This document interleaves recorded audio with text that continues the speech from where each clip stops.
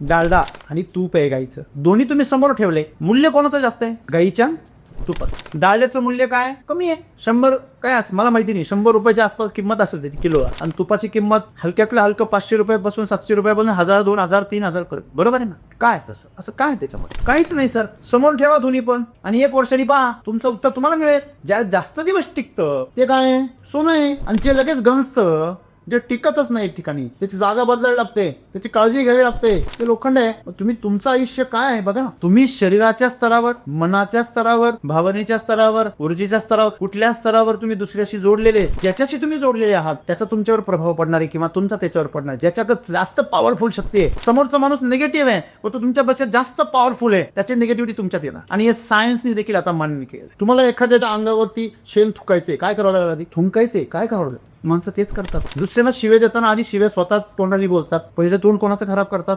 स्वतःच. दुसऱ्याचं असं म्हणतात, आपली साधी माणसं गावाकडची ती म्हणतात, दुसऱ्याचं चिंतन करून आपलं कर्म वाढू नये. किती सोपं शब्द आहे बघा. दुसऱ्याचं नाव घेऊन आपलं कर्म वाढतं, म्हणजे काय कर्ज वाढतं आपल्यावरती आणि त्याचं पुण्य वाढतं. जसं एखाद्या बसमध्ये प्रवास करताना तुम्हाला एखादा शेजारी भेटतो आणि तुम्ही तेवढा प्रवास करत असताना गप्पा मारता, अगदी एखाद्या बस स्टॉपवर उतरून दोघं सोबत चहा पिता, अगदी असं वाटतं की आपण जन्मोन जन्मांतरीपासून बरोबर आहोत, आणि उतरताना 2 वेगळ्या दिशेला निघून जातात. अगदी असाच आपला जन्म आहे.